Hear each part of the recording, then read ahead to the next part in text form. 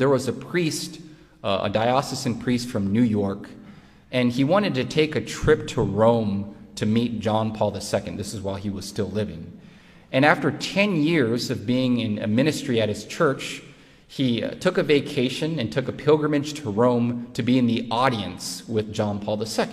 So he left the parish with his associate pastors and his staff, and he got there like 3 or 4 days earlier before meeting John Paul II. And what did he do? He toured the churches in Rome. There's lots of beautiful churches in Rome. So as he was going from church to church, as he exited one of the churches, a poor beggar came up to this priest from New York and asked for some money. He spoke English, this poor beggar. And the priest from New York felt bad, so he got his wallet and he gave him some money. I said, here you go. Go ahead and buy yourself a meal. And while he gave him some money, he looked him in the eyes and he recognized this poor beggar. He was telling himself, I know this man. I can't remember where I've met him, but I know him. But the poor beggar got his money and he ran off. He probably went to go buy some food. So a couple of days pass. He has his audience with the Pope, and he's actually privileged to line up after his audience and shake the Pope's hand and to kiss his ring. So he's about to kiss John Paul II's ring and meet him, personally speaking, and it dawned on him who this poor beggar was that he met on the streets a couple of days ago. It was his old seminarian classmate that was ordained a priest with him. And he was thinking, I've only been ordained for about 10 years, and now my fellow seminarian at that time, fellow priest now, doesn't even have enough money to buy food, and he's probably left the church and the priesthood. So he felt so bad, and all of this was going on in his mind and in his heart right before he was about to meet the Pope. So it was his turn to shake his hand, and he couldn't hold it in. He said, Holy Father, I have a very special prayer request for you. And you can't hold a conversation with the Pope, at least in this instant here, so the Swiss guards were taking him out of the line. And he said, no. John Paul II said, I want to hear what he has to say. So he said, tell me what your prayer request is. And the priest from New York said, Pope, the Holy Father, I was just in the streets of Rome a couple of days ago, and my old seminarian classmate that I was ordained with is now a poor beggar on the streets of Rome. He doesn't even have enough money to eat food, and he's probably left the church and has probably left the priesthood. Can you pray for him? And the Pope obviously was disappointed to hear the news, and he said, yes, I will pray for your old priest friend. So the priest from New York leaves, and it's about a couple of days before he has to go back to his parish. Someone comes in or knocks on his hotel room, and it's a telegram, and it's from the Secretary of State. And it says, John Paul II is inviting you to eat dinner with him tomorrow in the Vatican. Please meet at this time to eat dinner with our Holy Father. And he was thinking, wow, this is a great opportunity. I not only shook his hand, but now I could eat dinner with him. So he kept reading on, and it says, P.S. The Pope, our Holy Father, would like you to bring your old priest friend. Please bring him.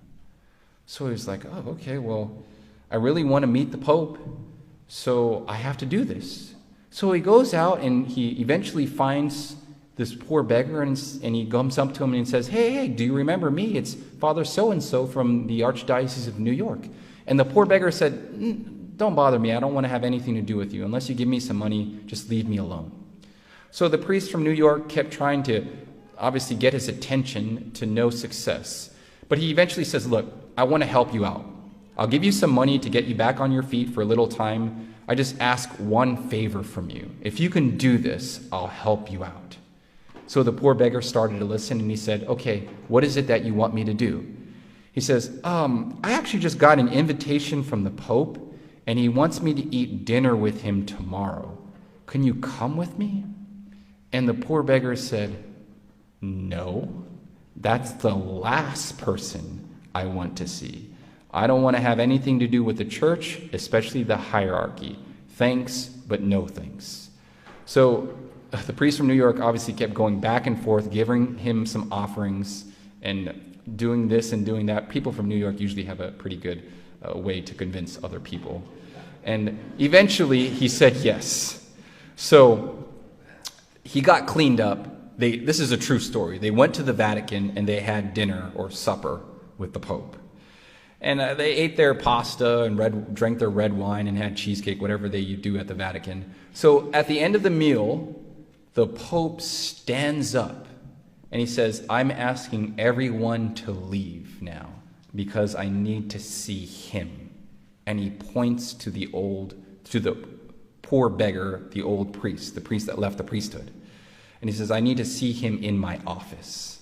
So everyone stood up silently and they started to go out of the room. At this point, if we were like in elementary school or like middle school, we're like, ooh, he's in trouble at this point. So everyone leaves and he says, okay, come here with me. So the poor beggar, the priest that left the priesthood, he's approaching John Paul II's office and says, Holy Father, thanks for the meal, but I've got to get going. I've got a busy schedule. So thanks, but no thanks. God bless you. And the Pope said, no, I just want to talk to you for a little bit. And the poor beggar kept trying to get out of it, and John Paul II saw that. So he said, okay, I'm not going to force you being here. I just want to ask one favor from you. If you do this one favor, then I'll leave you alone. So the poor beggar was like, okay, what's up with these one favor things? What is it that you want from me? Just tell me and then I'll leave. So John Paul II came up to him. He knelt down in his office and he said, bless me, Father, for I have sinned, for I am a poor beggar in need of God's mercy. And the one favor that he was asking from this poor beggar was to go to confession to him. And we had a living saint there kneeling down on the floor to this priest that left the priesthood. And the priest was so emotionally charged to see that actually John Paul II was kneeling down in front of him to go to confession. He started to weep. And he denied it at first. He said, I'm the last person that should hear your confession. But he says, no, I insist. Please hear my confession.